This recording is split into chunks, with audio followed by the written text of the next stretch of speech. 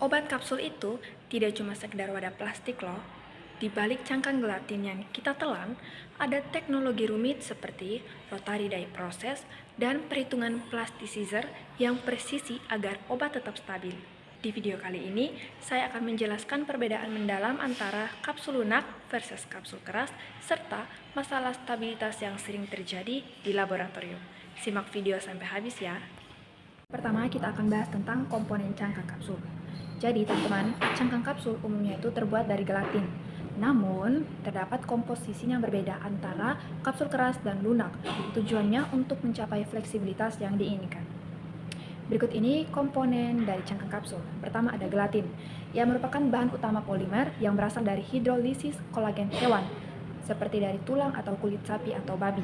Yang kedua ada plasticizer, ini khusus untuk kapsul lunak, digunakan untuk memberikan elastisitas. Contohnya ada gliserol, sorbitol, atau propilen glikol. Rasio plasticizer terhadap gelatin pada kapsul lunak biasanya 0,4:1 hingga 0,6:1. Yang ketiga ada air, fungsinya sebagai pelarut selama pembuatan. Kadar air akhir kapsul keras adalah 13-16%, sedangkan untuk kapsul lunak lebih rendah namun lebih fleksibel karena plasticizer. Yang keempat, ada pengawet dan pewarna. Bahan ini digunakan untuk mencegah pertumbuhan mikroba, misalnya ada metilparaben, dan memberikan identitas visual serta perlindungan cahaya. Selanjutnya, kita akan membahas tentang formulasi pengisi atau filling formulation. Isi kapsul itu harus kompatibel dengan cangkang gelatin agar tidak merusak integritas sediaan. Untuk kapsul keras, umumnya diisi dengan bahan padat berupa serbuk, granul, atau pelet, dan perlu penambahan eksipien seperti filler berupa laktosa. Adapun glidan berupa talc dan disintegran. Untuk kapsul lunak diisi dengan cairan atau semi-solid. Bahan pengisinya tidak boleh mengandung air tinggi berupa lebih dari 5% agar cangkangnya tidak melunak. Yang ketiga ada kapsul lunak atau soft gel, yang merupakan satu kesatuan unit yang disegel secara hermetis. Dalam kapsul lunak terdapat dua komponen.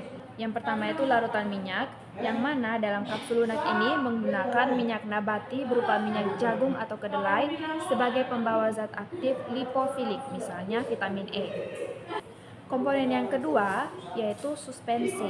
Pada kapsul lunak akan terdapat zat aktif padat yang didispersikan dalam pembawa cair. Oleh karena itu, ia memerlukan agen pensuspensi untuk mencegah sedimentasi sebelum pengisian. Keempat, ada kapsul keras, dry filling. Jadi, pengisian kering ini dilakukan dengan memasukkan massa ke dalam badan kapsul, lalu ditutup dengan cap. Komponennya yang pertama ada serbuk atau granul. Ini merupakan komponen paling umum. Komponen ini membutuhkan sifat alir yang baik. Yang kedua ada pelet atau tablet mini. Digunakan untuk pelepasan terkendali atau sustained release. Atau juga bisa dengan kombinasi beberapa zat aktif dalam satu kapsul. Selanjutnya kita akan bahas tentang teknologi pembuatan. Yang pertama ada mesin pengisi kapsul keras. Metodenya ada dua. Yang pertama semi otomatis, yang mana memerlukan bantuan operator untuk memindahkan ring kapsul. Ini merupakan kapasitas menengah. Metode yang kedua yaitu otomatis, yang mana menggunakan sistem dosator atau tamping pin. Ini merupakan proses dari pemisahan cangkang, pengisian, hingga penutupan yang dilakukan oleh mesin secara kontinu. Metode yang berikutnya yaitu rotary dye process pada kapsul lunak. Metode ini ditemukan oleh Robert P. Serge. Dalam metode ini, terdapat dua pita gelatin yang dialirkan melalui dua die rolls yang berputar.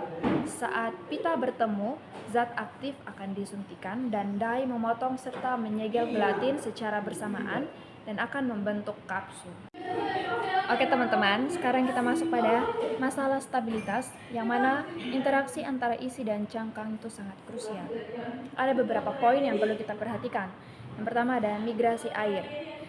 Perpindahan air dari cangkang ke isi, yang mana membuat cangkang itu rapuh atau sebaliknya membuat cangkang itu menjadi lembek.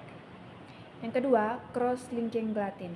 Terjadi reaksi kimia yang seringkali karena aldehida, yang dapat membuat gelatin itu tidak larut dalam air sehingga waktu hancur menjadi sangat lambat.